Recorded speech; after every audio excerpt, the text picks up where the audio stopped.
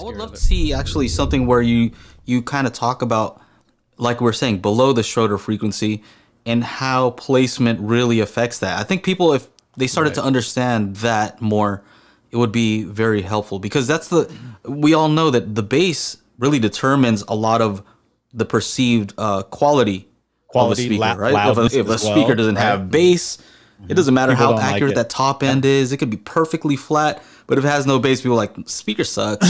B&W.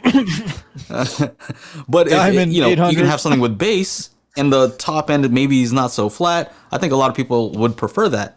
So there Right. is a preference towards something with bass, and the bass is actually what is most affected by the room. Yep. So, Well, I think and- maybe a lesson on that might be very useful to people. Here, I'll throw up a screen share, and this won't take long because I know some people don't Yeah. really care. But this is a good example of what I'm talking about here. If I can find it again.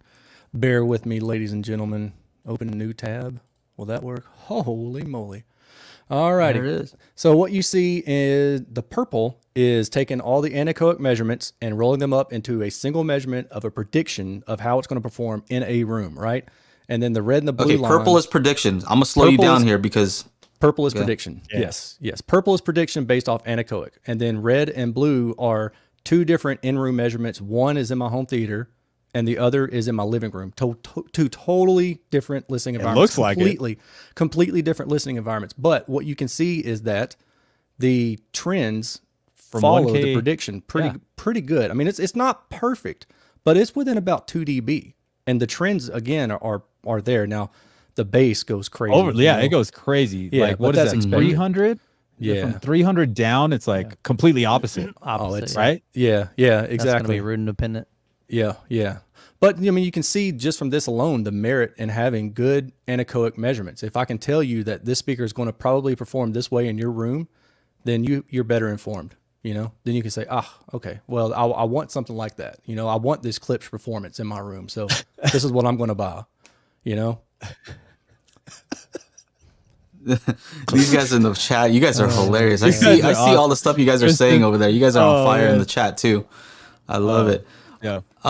Anyway, So that's just a quick example. I totally get that. So There was something from you're showing out measures. yeah, from Jean Sebastian. He said that was his full first name is Jean Sebastian.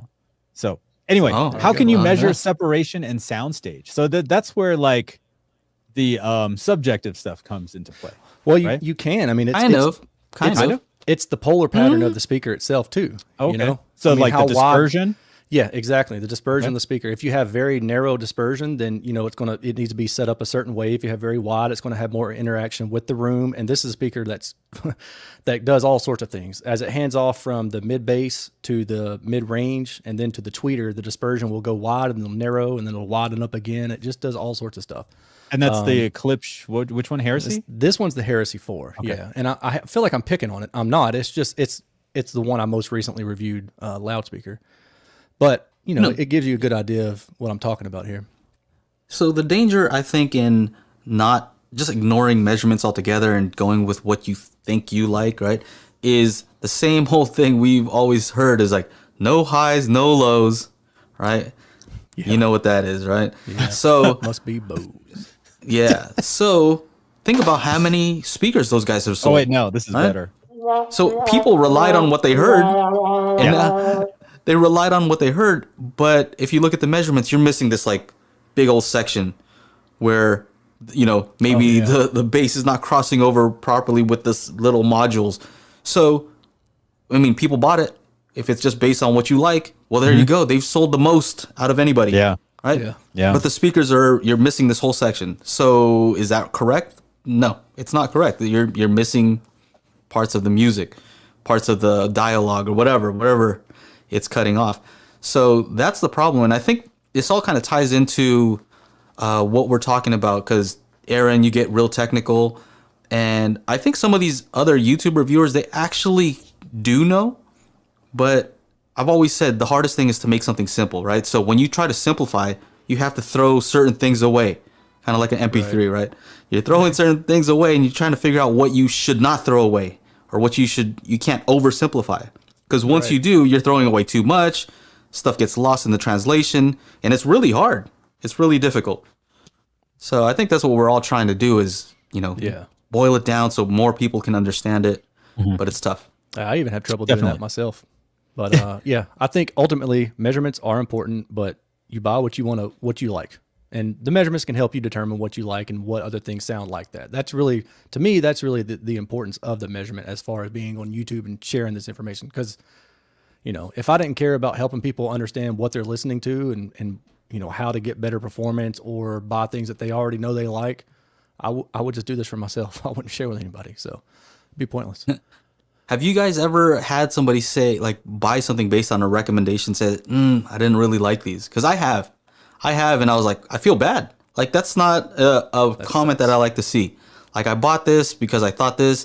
I didn't really like them. I'm like, oh man, that's I go out of my way, like, all right, maybe where's it placed? Try to help them out, try to figure out what they're doing. Yeah, no, I'm doing that now. I'm doing that now. Yeah. But like, just wondering if you guys have ever experienced that. Of course, I'm doing it now. Never.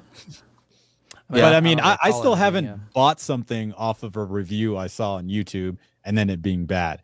Like other way around. Yes, like definitely, they bought something based on your review. Yes, and they're like, "Oh, I'm not happy about this." And so I'm trying to work with the guy now. Like, even while we were in backstage, I'm like typing stuff out.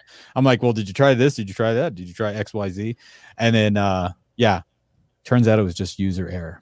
So there you go. That's the confidence you have, right? So when you have the measurements to back it up, like, all right, I think that's probably on your end, right?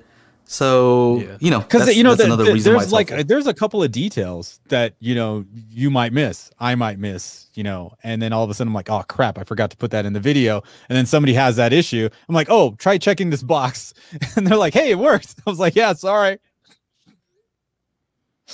Yeah, man, it happens. Check this box. Like, are you sure you did that right? Those are the worst too. Like, I'm not even talking like for YouTube, but just like, when your friends ask you something and you're like, you want to be like, you're an idiot, but you can't, you got to walk on eggs and be like, oh, did you try this? I know you're really smart, but did you try blah, blah, blah? You ain't got to tell them they're smart. Is that one of your lines, Aaron? I know you're really smart. Didn't check that box. I'm guessing it's your fault. I'm pretty sure you're the dumb one. That's funny. So, Aaron,